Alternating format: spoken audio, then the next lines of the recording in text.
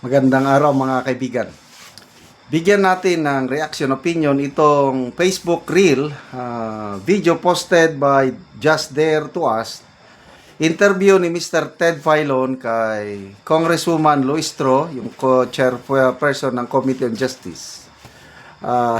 Dito, talagang umamin ang kongresista na wala pa silang ganong hawak na ebidensya sa mga reklamo laban kay VP Sara.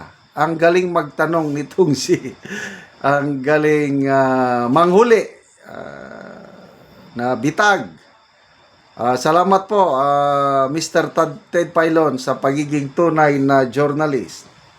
So ito yung nakasulat. So paano naging sufficient, informed, and substance kung wala pa pala kayong hawak na ebidensya? Naghahanap pa sila ngayon ng ebidensya. Kaya tama yung sabi ni VP Sara na fishing expedition ang ginagawa ng Kamara.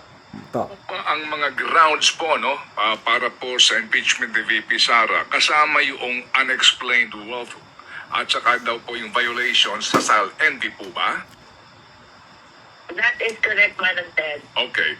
Ang claim po ng kampo ni VP Sara, na dito po sa aligasyon na ito, wala ngang ultimate facts.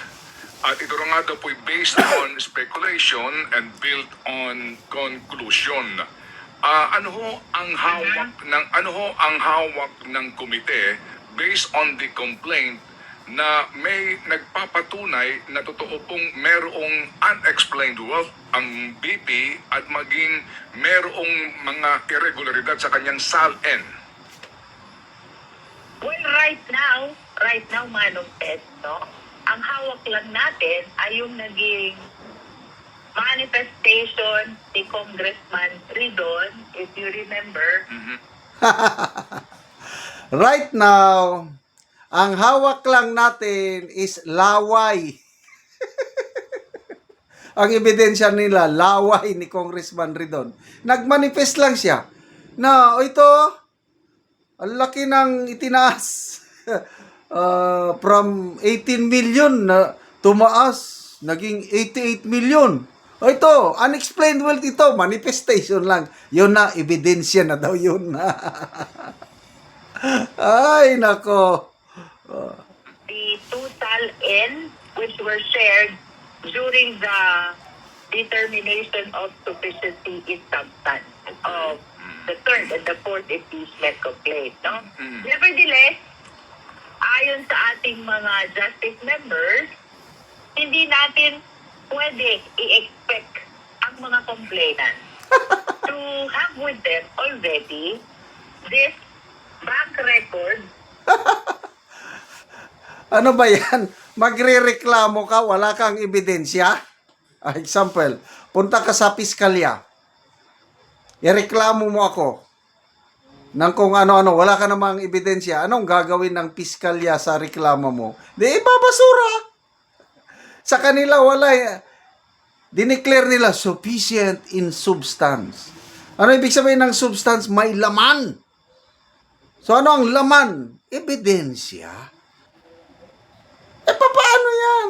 Talagang tama yung answer ad cautelam na sagot sa mga abogado ni VP Sara. Dahil naghanap pa sila ng mga bank records. Considering that they are protected by the bank secrecy law. As a matter of fact, maliwanag sa batas na itong impeachment cases, this is the only opportunity kung saan pwedeng mag-request ang complainant ng subpoena bank record. That is... Ano ba yan? Inaamin nila na wala talaga kasi kaya sila nag-file ng complaint para gamitin itong mga kongresista para puwersa si VP Sara na mag-submit ng kanyang bank records. Kaya ba nilang pilitin si VP Sara? Hindi. Dahil pwede niya nang inindyan na, dinidma na ngayon Answer out katilam. Di sa hearing. Mag-hearing sila. Hindi atin si VP Sara. Kasi nakahanda na ang mga abogado ni BP Sara, doon na lang sila sasagot sa trial. Anong magagawa nila? Wala talaga. Through the compulsory processes, power granted to the House of Representatives and even to the Senate, no? So, bagaman tama ka, Manong Ted, Tama sa ka. observation mo na kulang sa attachment. But the explanation to this, according to the members, they cannot avail yet of the bank record protected by the bank secrecy law. And they are actually taking advantage of this process, the impeachment process, to be able to present those bank records in support of the allegations of unexplained wealth. No? So, ito naman, in-explain na ni Kong Terry Ridon during his manifestation. His theory about the offense committed is dapat yung kanyang nag-generate na income wherever they come from should be disclosed either in the SALN. Churi. Ay, nako, ang basehan nila, churi ng isang kongresista. Anong klase kayong...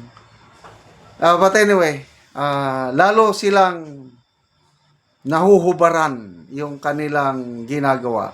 Salamat, Manong Ted Pailon, at na-interview mo. Churi lang, manifestation. Dapat, ganito. Ay, nako.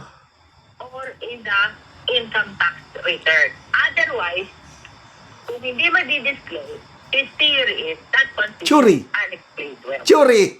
Opo. Pero ma'am, para lang ho medyo ma-fortify pa po natin ang inyo pong katwiran dito sa isyong ito. If I may just again ask you, doon sa sinasabi ng mga abogado ni VP Sara na ang proseso kasi evidence muna bago ang hearing. No, so lumalabas daw po na sa ngayon ang Justice Committee ay naghahanap pa lang ng ebidensya sa particular na grounds na ito na unexplained wealth at yung SALN violation.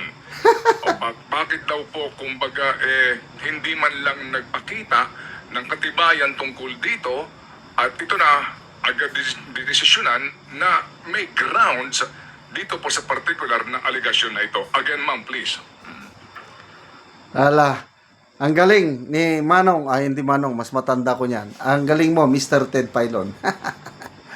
Okay, salamat mga kaibigan sa inyong pagsubaybay sa channel na ito. Nakakatulong kayo ng malaki sa Tribong Talandig ng Bukidnon dahil ang sweldo natin sa channel na ito is pantulong po sa tribo. Namimigay tayo ng libreng yero at pako para makapagpatayo sila ng mas maayos na tirahan. Panoorin nyo ang video na ito. So, mo ni si nanay mataga no gyero. Sa likod. So, mong balay. Nanay. Hino. Dako ko gid salamat kinatagaan ko. So, tanaw na mo ang kuan tagaan si nanay o gyero. Salamat siya. So, diri sa sulod, so mo ni ang kahimtang. So, tuluan na kaayo kung muulan. So, makita nimo suluoy gid kaayo. So, basta gitagaan nato sila gyero aron mapulihan ang ilang ato.